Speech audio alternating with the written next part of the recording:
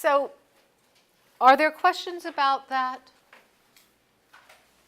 Yes, Vera. I have a question about social skills, Mm-hmm. how it was measured. It's the behavior that was measured. And as you said before, children with social phobia, they escape so they don't expose themselves, therefore they don't learn those skills. As opposed to if you were looking at much younger children, the ones who do not read faces, the ones in the spectrum, for instance, versus children who are very young but have social phobia, who they know how to, but they, in their developmental stage, but they retreat. So it's the same as the parallel to ADHD. Children with ADHD, they know how they want to behave, but because of their condition neurological, they can't do it. So they don't learn the curve either. Can you differentiate those two, please, in terms of social phobia and the ones who don't know to begin with? Well, social skills, because you're measuring the behavior. Right. See, I would say there are two competing thoughts to that, if I'm understanding what you're saying. There are some people who say that people with social phobia actually know how to interact, but their anxiety is so overwhelming that it keeps them from doing that. The data aren't analyzed yet, but another one of my graduate students has just completed her dissertation collection, so it's not analyzed yet, but looking at that, and a quick pass through the data suggests that that's not really true, because what she did was give them a writing task. So she put them in a room alone, gave them a social situation, and said, you know, I'm going to leave the room, just write down how you would handle this. And what she found was that children with social phobia really had a paucity of social skill even when they had to write it down. So it was actually a recording that would say, and the kid would say, how am I going to get my darn bike home? And they had to just write, not talk, nobody else was in the room, just write what they would say. And again, half the time they wrote, I don't know what I would say. Or they wrote, you know, call my mom. They wouldn't elaborate or give the type of response that they, you know, could do, which suggested to me that, or suggests to me that it's not that they have the skill and they just are so overwhelmed by anxiety they can't do it. It's that they don't know what the skill is. They haven't learned it for whatever reason. And I think the same thing is true for children who are on the spectrum. What they've learned in some ways are ways of interacting, but they're not appropriate ways of interacting. But they're not so overwhelmed by anxiety that they're inhibited from doing anything. They do things that we consider inappropriate. So I think the anxiety, there are some data to suggest that when there are true comorbid conditions between attention deficit disorder and children with anxiety disorders, specifically GAD or social phobia, those kids behave in less of a deviant way. The idea being that the anxiety is preventing them, the kids with ADHD, from acting out as much. So the anxiety is serving as a brake that keeps them from really interacting. So, okay, good. All right. So I want to talk about efficacious treatment approaches, and I'm going to walk you through our social phobia, social effectiveness therapy for children study, and some of the validation data that we've used to establish this as an efficacious treatment for children and adolescents. And I want to spend, again, I'm starting to tell you a little bit about why I think the way we think about this that we do, and just talk a little bit about some of the efficacious treatments that are out there. And I know that there have been some other presentations, so I'm not going to spend a lot of time, but I'm just going to, I should title this The Things That I Think About When I Can't Sleep at Night. And some of the things have to do with when I read these pharmacological trials suggesting that the drugs are effective. There's a couple things in all of these that kind of make me think a little bit. One is that, first of all, I'm a splitter, not a lumper. So if you look at the studies that I've done, I've worked specifically on children with social phobia. Other people have looked on children with anxiety disorders. And I think that when you start to split out the children with social phobia, you find some differences than when we're looking at children with all kinds of anxiety disorders. And so although there's some studies that suggest that fluoxetine is efficacious for children with anxiety disorders, when you really dig through the data and look at just the children who have social phobia, you find that there is this big difference with fluoxetine in terms of it being effective for kids with social phobia, although we're still getting 1 out of 5 kids responding to a sugar pill. Fluvoxamine, paroxetine, venlafaxine, if you look at these, we get some nice outcome data suggesting that lots of kids, but here's what starts to keep me up at night, is looking at the placebo response rates. So now we're talking about 1 out of 3 kids in the case of fluvoxamine, maybe 1 out of 4 kids in the case of paroxetine, and almost the same rate in venlafaxine of kids in these studies who are responding to taking cornstarch. Okay, as I told one kid it was a sugar pill, and he goes, "Oh, my mom doesn't let me have sugar." So it's now cornstarch in the capsule. So if you look at this, and so you start to think like, wow, are we really doing that good if we could give cornstarch to 4 out of the 10 kids and they'd get better? So I don't know if it's a true placebo effect, or we've got sloppy assessment strategies, or what it might be, but I'm always a little bit skeptical about the efficacy of a medication when I see placebo response rates that are that high. Okay? Now, when you look at open trials, again, with some of these newer medications, sertraline for social phobia doesn't seem to have that positive of an outcome, and the other drugs, again, higher. But look at this, and the exact drug is not that as important as the fact that when we start to talk about full remission. So now we're starting to talk about people who are better, and that's a great thing. But in many cases, what you see is people are getting better, but they're not getting well. Okay? And so if you think about it in terms of a fever is the easiest example. Think about if your child has a fever of 104, and you get that fever down to 101, right? That child is going to be better. You're going to feel better because you've got that fever down, but that kid is still sick, okay? So in many cases, what we see is these studies are based on something called the Clinical Global Impression Scale, which is a 1-item rating scale which says, how much do you think you're improved? Do you think you're minimally improved, moderately improved, very much improved, okay? And so we collapse things like much and very much improved, and we say those people are treatment responders. And maybe they are, because they're a lot better. But the question that I think, to be honest, that we always have to ask ourselves is, okay, how many of them still meet diagnostic criteria? Because if at the end of the study they still meet diagnostic criteria, they could still go back into your study and go all over again, right? So that's the thing I think that we need to keep in mind when we talk about pharmacological trials. And quite frankly, when we look at psychological trials, and we're sometimes not doing much better. So I don't want to just bash on people who give medications, because we're not always doing a lot better.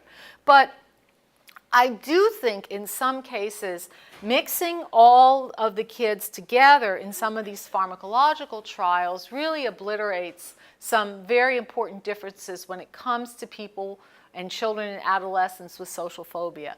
Because if you look at the very first trial called the RUP trial, which was the research units for psychopharmacology, did a big study looking at, I think it was Luvox, or I can't remember which drug it was, and that's too bad, but looking at that, or sertraline, compared to placebo, when you pull out the kids, the placebo response rate for children who had social phobia was 25%, 24%. So it was like 1 out of 5 kids who had social phobia had a placebo response.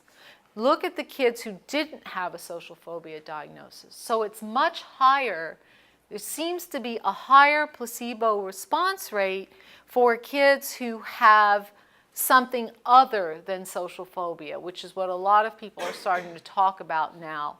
And if we look at, again, separation anxiety disorder pharmacological trials, we're looking at rates of response to the drug and rates to placebo that in one case, clonazepam, are similar, and in another case are just much smaller. So again, one of the things that keeps me up at night is thinking about these high placebo response rates among some children with anxiety disorders, and how when everybody is in the same group, that might be clouding the response rates for the group of kids that are closest to my heart, which is the kids with social phobia. So another issue to think about when it comes to medication is this idea of pretreatment attrition. We don't talk about this very much. This is who never gets into a study. And I bring this up because I'm going to talk in a few minutes about a trial that we did comparing our social effectiveness therapy for children compared to fluoxetine.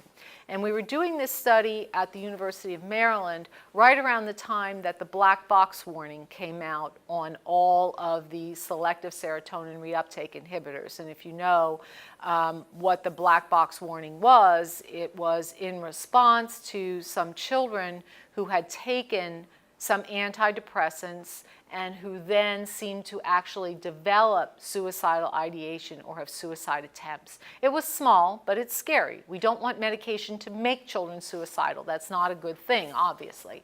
So we were actually trying to do this study in Washington, D.C. at the time that this black box warning was all over the Washington Post, and it really hurt our study. Okay, because even though there had been no suicidal behaviors or attempts with fluoxetine, as opposed to some of the other drugs, people put all the SSRIs together, lumped them together, and we suddenly found that people were not willing to come into a randomized controlled trial. They'd say, oh yeah, I'll be in the randomized controlled trial, but if my child is randomized to the pill condition, I'm not going to participate. Okay, there goes the randomized part of the randomized control trial. So, so we actually started to look at what were the reasons that the children or the parents refused to have their children participate in our randomized controlled trial. And what we found was, among all the reasons for refusal, 45% of the refusals were due to the fact that they didn't want their children to take medication. So clearly, far and away. And a lot of the people, we actually stopped the the pill and placebo arm at one point, because the only people who were actually allowing their children to be randomized were the ones who parents disclosed to us that they themselves were on an antidepressant, so they thought it was okay for their child to be on an antidepressant. So again, getting a very skewed sample. But other reasons, such as the child, because we had adolescents were in this, refused to participate in the study. They had to drive too far in the DC Beltway and didn't want to come over to College Park for treatment. The time for the study, the children were already on the medications, or they didn't want their child to get a placebo, were much, much smaller in terms of the refusal rates. The biggest one, there's a few more out at the end that I didn't put on because the graph got too jammed. But by far, the biggest reason was no medication. I don't want my child on a drug. So, and we have to think about that in terms of then who actually ends up being in treatment trials. Because I don't think it was just the black box warning, because we had people refuse before the black box warning, but clearly after it, and from now on, the black box is there. So it's going to affect all of our trials from now on. But as I said, I'm not going to go over these in a lot of detail, and these are specifically studies that just looked at children with social phobia. So it doesn't include all of the studies conducted here at FIU or other places where children had various types of anxiety disorders. I know that you've already had lectures on that, so we're not going to go through those. But specifically on groups where the group consisted solely of children and adolescents with social phobia, what we can see is that the outcome can be somewhat varied. And particularly, this was a single case design. Anne Marie Albano's first study was a single case design where she had 80% no longer had diagnosis at post-treatment. Chris Hayward's study that used a very similar strategy, a study by Gallagher and colleagues that was actually a very short treatment study, was only 3 weeks in length. These are waitlist conditions. This one is treatment as usual. And what you see is when you look at the percentage that had no diagnosis at post-treatment, as I said, most of the psychological interventions are not doing much better than the pharmacological treatments. So we really, you know, as psychologists, we're doing better, but we're still not doing great. So we still need to continue to look for some other things that we can do. Many people have added in family treatment, although quite frankly, the family treatment has not necessarily added anything to what we're doing alone. So in many cases, people will say, well, we don't just have to treat the child, we have to treat the family. But in some cases, it's not very clear what they think we have to treat in the family, and we're not treating the same things in the family. And so we're getting these outcome rates and compared to waitlist control where we're still not doing, we're doing better than waitlist, okay, so only that's getting better in waitlist. This is actually not significantly different when you look at the number of patients, but there may be a slight effect for the family plus CBT condition as opposed to CBT alone, but this was not statistically significantly different at post-treatment. And then again, even when we do it in the schools, we're doing a little bit better than an attention placebo. But again, you know, I want everybody to get better. So, and I haven't gotten there yet either with my treatment, but that's what we're working on. So we still have some challenges ahead of us, even though these treatments, clearly people are getting better. Another issue that I think we have to think about is looking at, again, these are all different studies. So how do we assess improvement? So we can assess improvement in a number of different ways. As I said, we can use the Clinical Global Impressions Improvement Scale. So we can interview somebody and say, how much do you think you're improved? Why do you think you're that much improved? And we give them a rating. In obsessive compulsive disorder, we've used reduction on something called the Y box, the Yale-Brown obsessive compulsive scale for children. We can look at no diagnosis, which I think is probably, of course, the best because that's our goal. If we only start with children who have a diagnosis, then we want to get rid of that diagnosis. We can look at comparisons to normal controls, and I'm going to show you some outcome data where we went back 5 years later and actually looked at the treatment of our kids compared to kids who never had a disorder. Positive functional outcome and decrease in symptoms. So those are all different ways that we can look at clinical significance of our trials. The other is we don't even really know how long we have to treat people. Okay? So we don't know. I mean, many of us who do research trials, we say it's a 12-week treatment. That's because 12-week treatments are likely to get funded, and longer treatments sometimes don't get funded. But we often don't know if just 12 weeks treatment is enough. Would people get better if we gave them more treatment? Or are we just kind of, you know, we hit the percentage of people we can treat with this disorder, and it wouldn't matter if we gave them 5 years of treatment, they still wouldn't get better. So we don't know that. And for most cases, follow-up has been limited to 6 months, although there are some trials now that have follow-up data from 3 to 7.5 years. So we do know, one of the things we do know about the psychological treatments is that if people do get better, they usually stay better. Okay? The follow-up data suggests that if people really do respond to a treatment, there's not a lot of relapse that occurs. Okay? I'm going to skip that one right now because we've already sort of talked about different disorders. And that's just, you know, We really don't know that there's any difference in gender. We think that in social phobia, for example, it's one of the few anxiety disorders, particularly in adults, but also in children, where we see almost equal numbers of boys and girls with the disorder. And we don't know that the treatments work better for boys or girls. They seem to be equal. Okay. In terms of age, most people find adolescents more difficult to treat. The data seem to suggest that, again, if you get them early, maybe because they have shorter learning histories, maybe because they're less likely to be able to refuse to do what you want them to do. Maybe it's because we don't really have a good adolescent version of smelly stickers, or it's too expensive to buy everybody an iPad. We don't really have good reinforcers in many cases for adolescents, and so it's a little bit harder to entice them to do those things that they don't want to do. And I tell my graduate students the story. I had one kid who's, I don't want to do that. That's too hard. I don't want to do that. And I said, what about for a smelly sticker? Okay. So, I think engaging people in the treatment, getting them to participate is really very important. And sometimes I think we think our treatments fail, but it's the fact that we haven't been able to do the treatment, okay? Because we haven't been able to convince people that what we're doing makes sense. So when we look at CBT studies, we find that it's more difficult to treat adolescents. When we look at pharmacological trials, we don't really know because few of them have really addressed age. But when they have addressed age, there doesn't seem to be any difference. So the pill seems to work as well if you're 7 as if you're 17.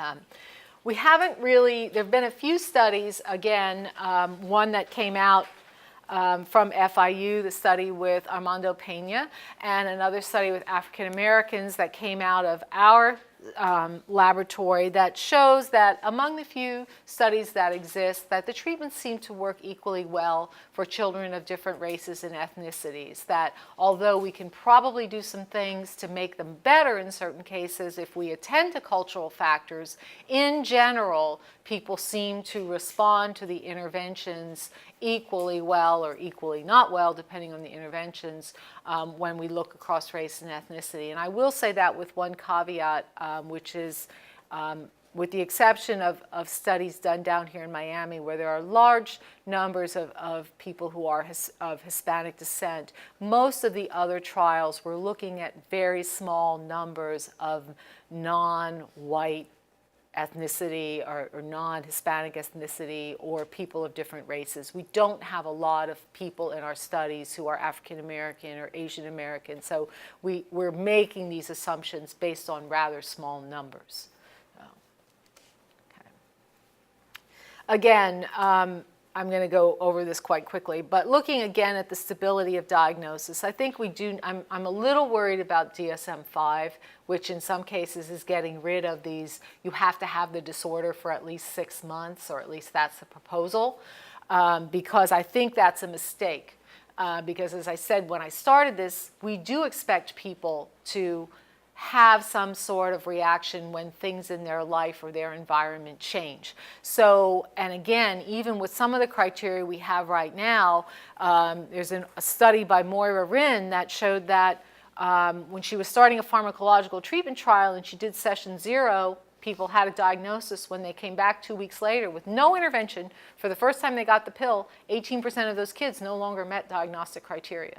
So we have to be careful when we do these things that we have we have someone who actually has a disorder and who's not just reacting to something in the environment. So the death of a parent, moving to a new school, any of those things that can create reactions. If you're familiar with studies of trauma, 95% of us, according to definitions of trauma, are going to have a traumatic event at some point in our lives. And the typical reaction, what you expect, is 2 to 3 weeks later, or 2 to 3 weeks in that first period of time, you shouldn't be sleeping very well if it's really been a traumatic event. You should have trouble eating. You should have intrusive thoughts and flashbacks of the event. You might have nightmares. That's actually common.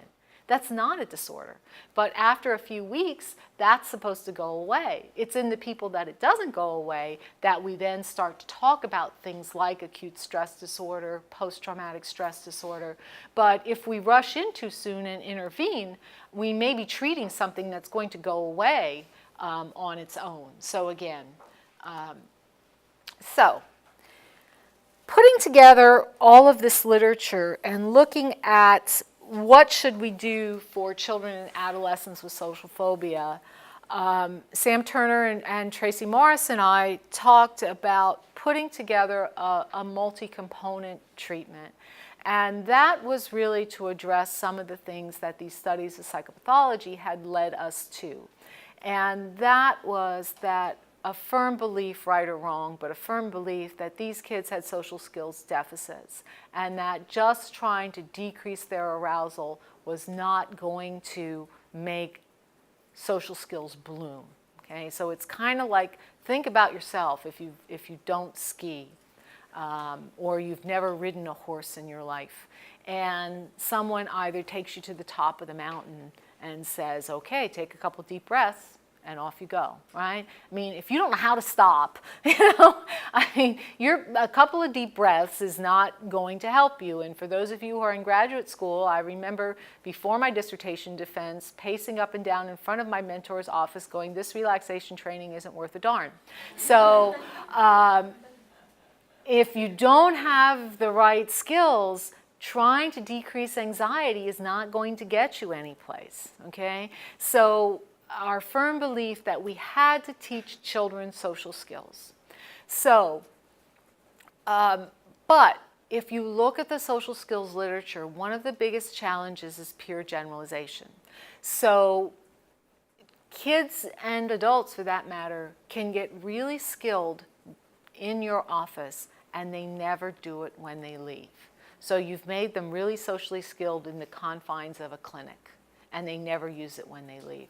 So we started to think about what can we do to assure that kids will practice their skills in real life settings. And going back to the one young girl who nobody knew she was in their class and she would only look at her shoes, we thought, you know, what if we gave these kids an opportunity to interact with the type of kids who really ignore them, not deliberately, but because they're off in the corner? What if we gave them the opportunity not just to sound, as I said, like a 50-plus woman? I don't want the kids to sound like me. I want them to sound like other kids because I don't know the cool way to say stuff anymore. So, and what if we had them practice those skills in places other than a psychology clinic?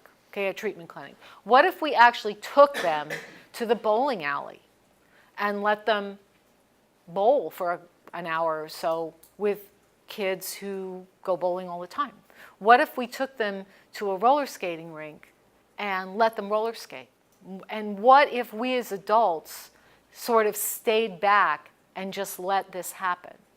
So what we did was we developed what we call these peer generalization sessions, where we recruit kids who don't have disorders, who want to help shy kids, and take them all after the social skills group, well, their parents take them, to some place where they can just interact. So kind of a mini exposure session in the sense that we just put them in the group with these other kids. The other kids, the peers, have no instructions other than don't let that kid go off by themselves. You know, your job is to stay with Jimmy no matter how far Jimmy runs away. So, and have them interact with the other children in the setting, sort of teach them to use their skills with other kids where other kids are. So after each group, social skills group, we have these peer generalization sessions. And I say of all the projects I've ever done in my life, this is the one I love the most, and I hate getting up every Saturday morning to do it because that seems to be the only time we can get all these kids together. But a colleague of mine, a young colleague of mine, has managed to do this in a school setting with some effect.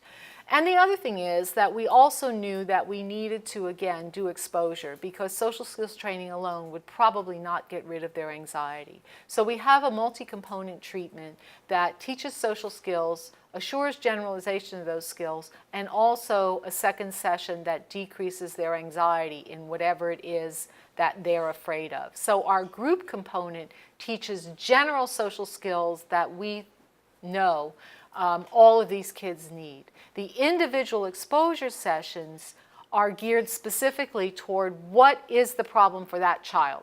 So whether it's getting up and playing their violin in front of an audience, or whether it's saying hello to people, whether it's talking and figuring out how to make a friend, those are the things we work on in their individual exposure sessions. And that's going to be what we work on this afternoon in the treatment. So with that sort of basic framework in mind, the first study that we did was to randomize children to Set C, as we call it, or an attention placebo control group called Test Busters. And I had been using Test Busters a long time ago as a treatment for test anxiety. And if you think about it, as I said earlier, it makes some sense because many kids with social phobia also are afraid of tests. The Test Busters program requires them to be in a group, requires them to talk about test-taking skills, test-taking strategies, and they had homework to do every week. And the good thing about Test Busters is that it really does increase academic achievement. The other good thing about Test Busters, which is bad for Test Busters, good for our study, is that it doesn't do a lick for social phobia outside of testing situations, as you'll see. So it was a good strategy. It had face validity. Only one parent came up and said, my kid's in the control group, right? So it had a lot of face validity because a lot of these kids were anxious in testing situations, and the outcome, we used those measures we talked about earlier. We had some measures of what we called clinical significance, the number of children who did not meet diagnostic criteria at post-treatment. We also looked at something we called responder status, because again, we were trying to be pretty rigorous, and we were trying to say, okay, so they don't have symptoms, how does it change their life? You know, are they doing anything different, or are they just feeling better? So what we did was we said a responder in this particular study had to have a score of less than 18 on the Social Phobia Anxiety Inventory for Children, which we had validated as a score that you find in non-anxious children, not socially anxious children, and on that children's global assessment score, they had to have a score of 8 or 9. So their parents had to say, this kid's really rocking it. You know, this kid is not only not talking about being afraid anymore, but this kid got voted, as happened for one of our kids, most popular kid at summer camp, okay? Or this kid is now, you know, as the mother in one of our studies said, when this project started, I couldn't get this girl away from me. Now I've had to buy her a cell phone because I can't find her. She's always off with her kids, her friends. So the idea being, it's not just that they're saying, oh no, I'm not anxious. It's that they prove it by what they're doing. So that was what we were asking for in this study. So at pretreatment, of course, we're looking at the percent without a diagnosis, and of course everybody has a diagnosis at pretreatment because that's how they get in the study. At post-treatment, it was about 67% of kids in Set C, as assessed by a blinded assessor, no longer met diagnostic criteria for the disorder, as opposed to, this was actually one child, it came out to about 5%, who actually lost their diagnosis of social phobia by being in the Test Busters group. Okay? So not a waitlist control, but a psychological placebo looking like we were doing something in this particular group. Again, if we looked at the percentage meeting responder criteria, that's a little bit higher level, as I said, but still a little over 50% at post-treatment meeting that responder criteria, saying this kid has friends, this kid isn't lonely, I can't find this kid because they're always out with their friends, as opposed to that same little girl in Test Busters who became a little social butterfly. Okay. We did yearly follow-ups of these kids for 5 years later, and what we found was that some kids dropped out, which is why this is a little bit lower here. But of the group that remained in the follow-up throughout the 5 years with no further treatment, this was in Charleston, South Carolina, and there weren't a lot of options for these kids down there. No diagnosis, even better at 5-year follow-up. And again, treatment responder doing even better at 5-year follow-up. In this particular study, we had less than 10% relapse rate across the 5 years of the study. what we did here was we actually recruited, this is our follow-up sample here on the Child Global Assessment Scale. The red is a group of normal controls. These kids, when they started the study, were between 8 and 12. At 5-year follow-up, the oldest ones are like 17 and graduating from high school. And I would say to the kids when they'd come in, the older kids, I'd go, "Oh, where's your mom?" And they'd go, "I drive now." You know, so they didn't need their moms to come in anymore. They had gotten so old. But importantly, if we talk about what's the typical age of onset for kids with social phobia, the typical age of onset is about age 14 or 15.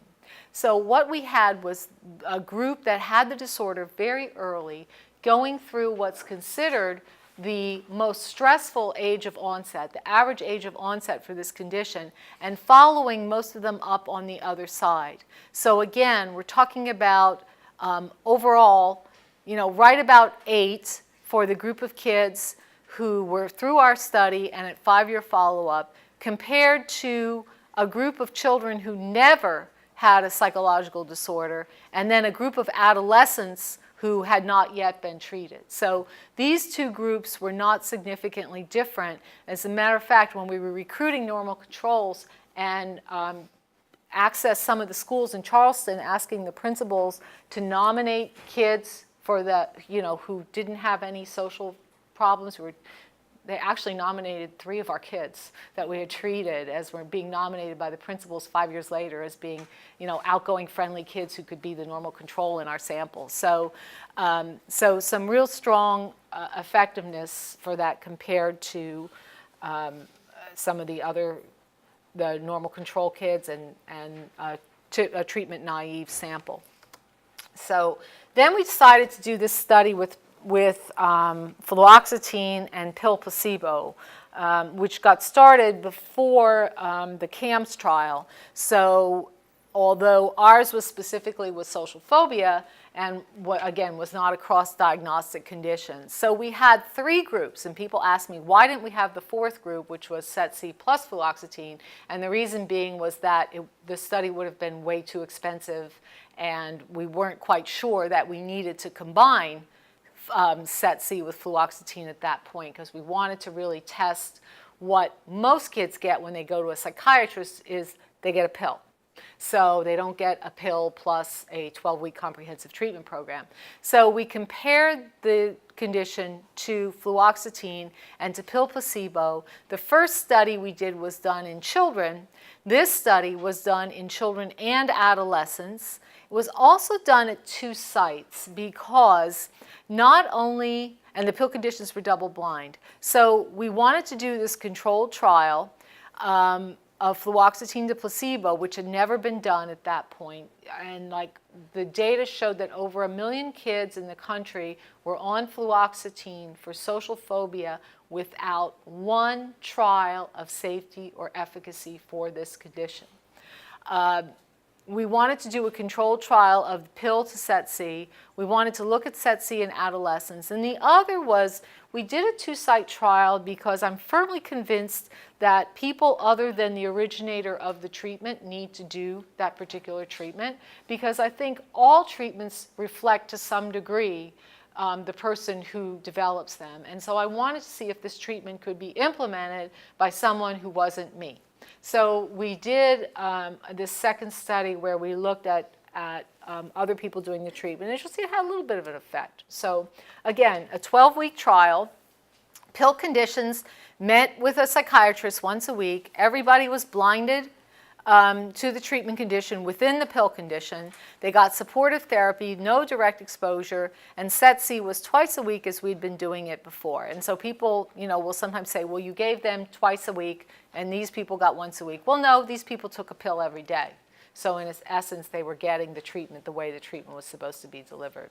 So here's the sample. Again, as you can see, primarily Caucasian. Okay.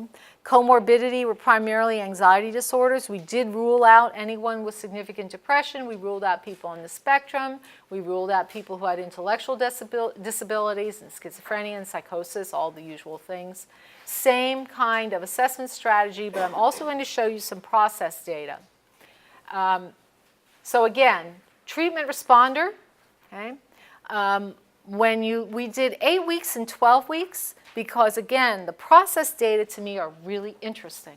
If you look at the 8-week outcome, what you see is that the percentage who are considered treatment responders at 8 weeks is identical for fluoxetine and CET-C. When you get to 12 weeks, everything kind of goes in different directions. The placebo responders get to be fewer.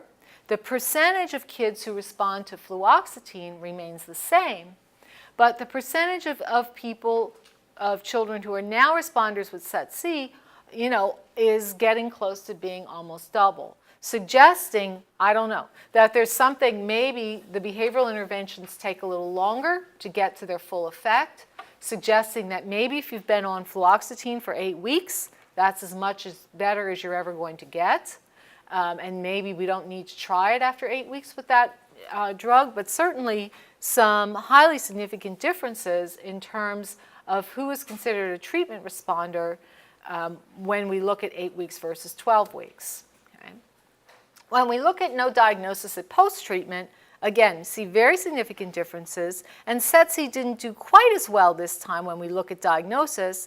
And again, I think part of that is due to the fact that there were other people doing the treatment who, in my opinion, didn't do the treatment quite as well as what I would have done it myself. But I think it shows the fact that when you have people and you give them a treatment manual, and even if you supervise them, they can do pretty well, but they're not necessarily going to do as well as someone who's been immersed in it for a number of years. The other thing is that what we found when we really broke this down is that for the adolescents, they didn't do as well as the kids did.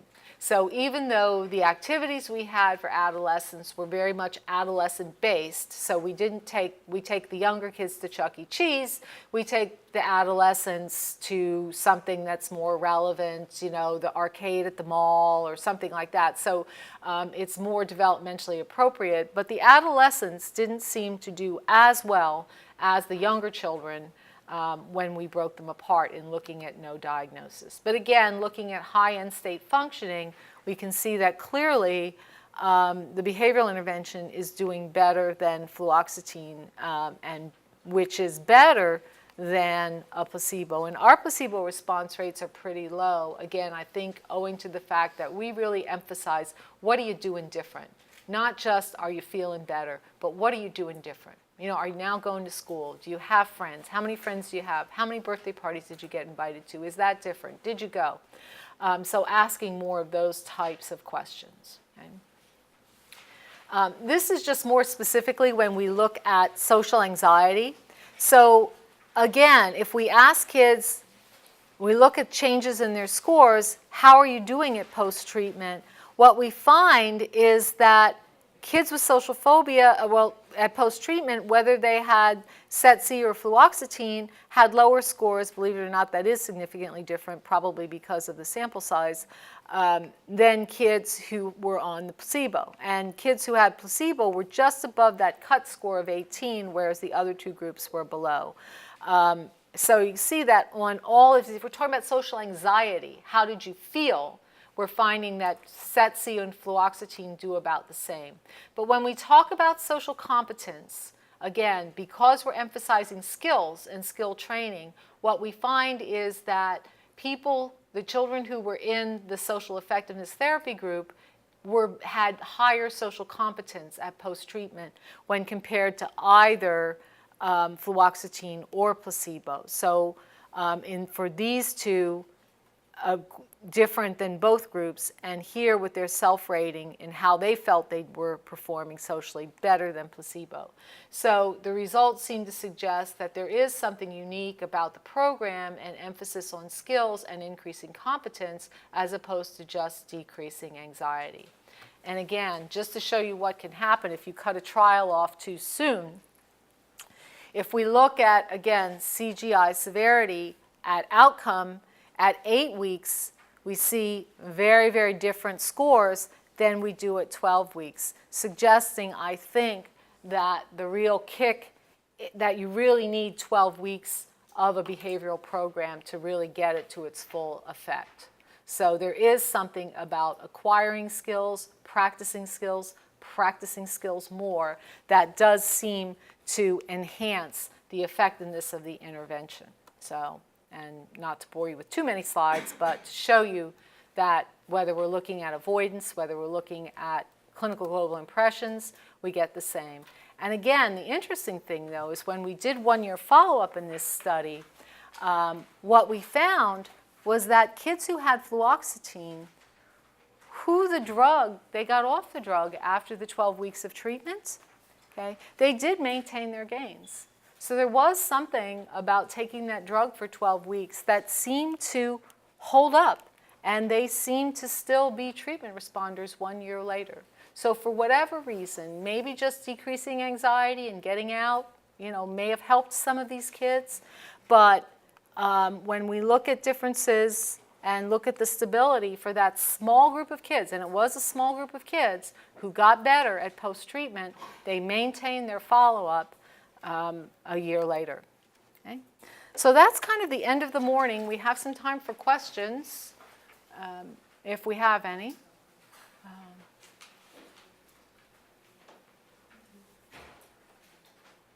And hearing none, and everybody's hungry? Yes? I was thinking, the Fluoxetine group, we did see those, that the outcome was maintained, right? Was it perhaps the case that some of the kids, once we got the anxiety down, were maybe venturing out a little bit and were getting some natural practice at those social skills, and maybe that helps a little bit? Yeah. I think you're exactly right. I think it does help a little bit if you can get their anxiety down. It only got the anxiety down for a small percentage, but for those for whom it did, for whatever reason it did in those kids, I think it did help them go out and start doing things and maybe being more approachable and being around other kids and taking a chance and going to the birthday party. We were very careful during the study not to encourage them to do that because we didn't want to confound the treatments, but I think some of them probably did. So they were feeling better, so they would take a chance and do things. So, and I think then doing it and being successful leads to doing it again and being even more successful. So if we could isolate for whom those children might be, a short dose of Prozac, particularly if there aren't people around who can do the complicated or the behavioral treatments, that might be the best option. Yes, sir. Do you find that, you were talking about factors like ethnicity, age, and all that stuff. What about people who are more introverted and extroverted? Are they more predisposed to social anxiety, social phobia, do you think? We think so. What we find with kids who are behaviorally inhibited, so if we go to Jerome Kagan's sample of kids who are behaviorally inhibited, who are very on the dimension, they'd be too small to fill out the form, but they'd certainly meet the description of introverted. He has followed those kids now through almost age 30. And what he finds is that the kids who were behaviorally inhibited grow up to have social phobia in most cases. So if they're in that group to begin with, as they grow, if they develop a diagnosis, it's going to be social phobia. It's not going to be a different anxiety disorder. So I think from a very early age, we can see them on that dimension. And if you look at adults, people with social phobia on these introversion-extroversion scales, they're introverted and anxious, whereas a comparison group of children or adults who have panic disorder, for example, are extroverted and anxious. So both groups are anxious, but they differ on this dimension of introversion, extroversion. So, yes? So based on your previous slides, it seems like children with social phobia might be later at risk for other comorbid problems like substance use or depression. We think so. Have you looked at whether SET-C might prevent the onset of those other disorders later in adolescence or adulthood? Boy, that's the study to do. What we found was that when we went back, the kids who we were able to follow up didn't have substance use problems. We haven't really been able to follow them past the age of 18, so I don't know as adults whether or not they're more likely to have those or not. If you retrospectively talk to a number of people who abuse alcohol, there's a percentage who says, you know, I found alcohol made me feel more relaxed at parties or whatever. So, but we don't really know that, because on the other hand, we know, you know, there are many, many people who abuse alcohol and other substances and who are not socially anxious. So, but we do think a lot of these, you know, that some of these, but no one's really naturalistically followed kids with extreme social phobia, because now that we have empirically supported treatments, it wouldn't be ethical to not treat them when you know that these kinds of outcomes exist. So we have to look solely at retrospective reports.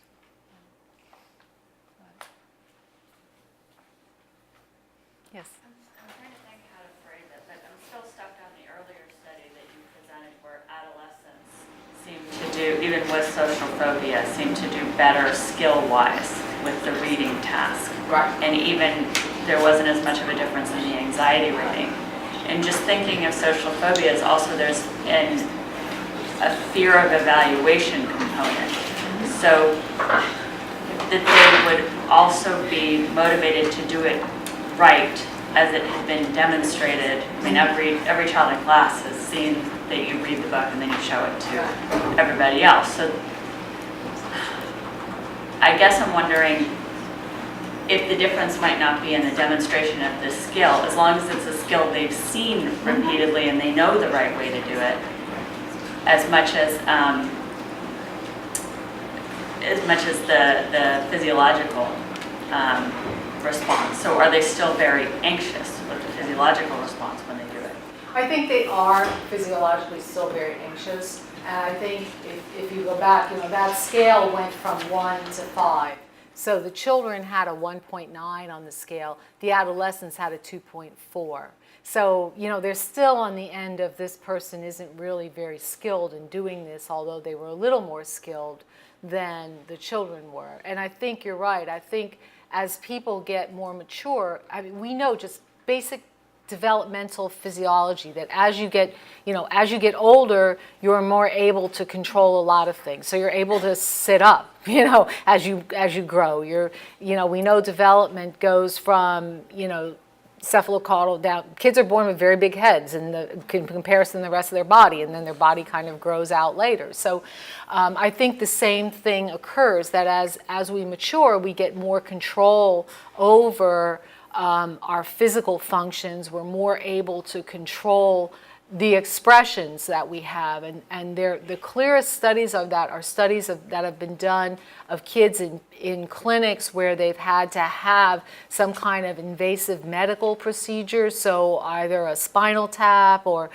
bone marrow. I think there's some bone marrow transplant studies that actually have looked at expressions of pain in kids and adolescents. And on a gross level, if your scale says, was this kid crying, was this kid yelling, you see much more of that in kids than you do in adolescents. But if you look very carefully, what you see in adolescents is a lot of which you don't see in younger kids. So the younger kids are going, I don't want to do this stuff, you know, and so they've got this sort of very broad display of distress. The distress is still there, but it's much more restrained because adolescents have learned or have been told, you know, suck it up, or big boys don't cry, whatever it might be. So if you're not good at detecting that, then you might not see it. And so I think in many ways, this sort of broad, you know, on a scale of 1 to 5, how effective was this person is just a very gross measure of what we're using. And now, so what we're using now with our new studies is really, as I said, looking at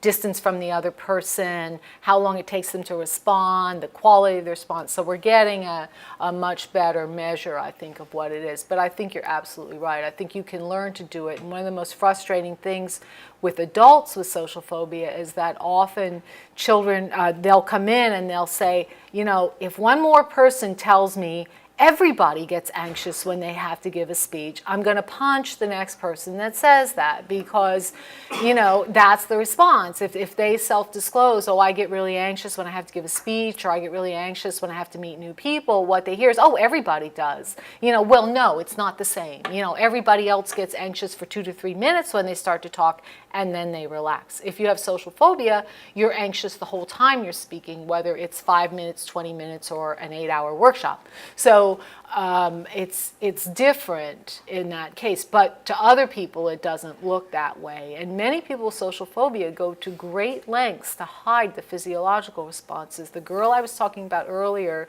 I didn't bring it because I couldn't, the film is about 10 years old and I couldn't find the consents anymore, but we have a video of her in South Carolina when it was 90 degrees, sitting in our clinic wearing a hooded parka, zipped all the way up to the top with the hood on.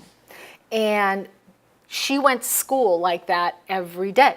And she later in the film, after she went through the treatment, says, I'm sure every kid in school that thought that was the only thing I owned. So completely covered up so nobody would see her. And adult women, particularly with social phobia, will say, I always wear a turtleneck because I'm hoping that the blushing that covers my chest and my neck will stop before it gets to my face. And if I wear a turtleneck, I have a better chance at hiding how nervous I am when I'm talking to people. So people do learn strategies and ways of dealing with it, but the physiological arousal very rarely changes. So. Yes? I'm wondering about the last slide that you talked about the kids on medication and at the follow-up they still show improved rates. Did they maintain meds like the whole year at the follow-up, or were they weaned off and it's all week? They were weaned off, and I should have reviewed the exact number, but we were only talking about maybe 8 kids, okay, who were better. But after they got up to 80 milligrams, they were up to 40 milligrams, and then came back down. So they were weaned off over a 2-week period. And then at the 1-year follow-up, they were not on any medication. And as far as they disclosed to us, did not have any other treatment during that 1-year follow-up. So.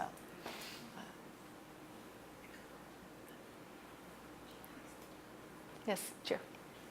From your 2007 study, it looks from the graph as though the response rate in the set and seek condition roughly doubled between weeks 8 and 12. And I'm wondering, in those last 4 weeks of treatment, is there anything new introduced in the treatment protocol, or is it just repetition of practice of what they've already been doing? In the social skills group, we're getting to more complex skills. So about week 8, we get to receiving compliments, giving and receiving compliments, being assertive, talking on the telephone. So we start out very simply, let's make eye contact, let's say hi, and then get to the more complex skills. So I think part of it is getting to the more complex skills. The other thing is that when we do exposure, we use a hierarchy, but it's a very modified hierarchy because we need to get to the most fearful step pretty soon because we've only got 12 sessions. So I think around week 8 is the part where they're getting to the top item of their hierarchy and we're doing exposure. So they're still pretty anxious, in the individual exposure sessions at that point. And then by week 12, they've pretty much habituated to the whole thing. So I think it's those two things. We're still getting up in complexity to those last 4 weeks. And then the endless repetition and the endless homework assignments. So. Yes? There has been some data out that from the field, like in the clinics where the there's a larger population of kids with different anxiety disorders, and the data suggests that children with social phobia do less well as far as treatment responses the other children in the sample. So what do you think is missing in those programs? Social Like the skills miss- training. That's it. Yeah, I do. I mean, I think the other program, you know, I think in general, what's missing for some of these kids, and we didn't really talk a lot about etiology. So for older kids, like, you know, in some cases, kids will say, I've always had this. I've been this way my whole life. But in other cases, we had, you know, one adolescent who came in and said, you know, I was fine. I loved being in front of a group. And then they picked me to do the recital, to be the soloist at the Christmas pageant. And I was going to get to sing Rudolph the Red-Nosed Reindeer. And I got up and I started to sing and I belted out, "Then one froggy Christmas Eve," because I thought that's what the words were, right? And so everybody laughed, because it's not a froggy Christmas Eve, it's a foggy Christmas Eve. And so everybody laughed. They thought it was really cute. Well, that was a conditioning experience for her. It embarrassed her so much that then she could never get up and do those things in front of other people again. So for someone like that, who had a history of being able to interact with other people before that time, social skills training might not be as necessary, because she learned those skills when she was young, but now she doesn't do them because she's so afraid. But for many of the kids that we talk about, they never did that. They never had a conditioning experience. They were always afraid of other kids. You know, one mom said when she was 6 years old, if somebody would look at her in the stroller, she'd go and put her head down. So for most of the kids, it's from a very early age. But I think if what's missing from some of the other trials is, I think, this idea that we can't always just assume, you know, you strap skis on, you go to the top of the mountain, you go, and down you go, you know, the perfect skier, and you do your nice snowplow at the bottom. You know, you're going to tumble and fall and, you know, be all wet and cold. So I think that's really what the difference is. So. I have I'm not sure, maybe you're going to talk about this in the afternoon regarding mediators of treatment outcome, because you published that study with Candace. And I'm just interested in, did you examine social skills training in the fluoxetine condition, even though I know that was not targeted? Right. Did you examine that because it's possible that as kids' social anxiety improves, you know, that, you know, they're perhaps more open, and that, you know, indirectly somehow, you know, their social skills improve. Right. We didn't look at that in the fluoxetine group, because, you know, we didn't really have we had a measure of their social skills at pre and post, and but again, we didn't look at it because Candace and Armando told me that we didn't have enough subjects to do that. so because and again, you know, we really didn't to do a sort of mediators trial for that number of kids. But another student, Lindsay Sharfstein, who's did this as part of her work in my lab. She's a graduate student. She looked specifically at more specific measures of social skill, and did they change in kids with fluoxetine as opposed to kids who got social effectiveness therapy. And what she found was that they really didn't. Again, it probably would be good, although it's a very small sample, to look at the ones who really responded. So we've still got the data. If anybody wants to take a look at that, it might be interesting to see if those 8 kids really did have a change in their social skill. So, because I do think it's possible. Yeah. And certainly most of the CBT interventions that emphasize exposure would be doing the same thing. They'd be emphasizing decreases in exposure. The same way the drug decreases anxiety, the exposure would decrease anxiety. So it may be, although I don't know, it may be that if many of the treatments, the CBT treatments like Coping Cat, that don't really assess social skill because that's not what they're meant to do, but if they actually added a social skill or a social skill assessment, you might see some change in some of the kids. It's possible, but you got to have undergraduate students who are going to rate those tapes. So.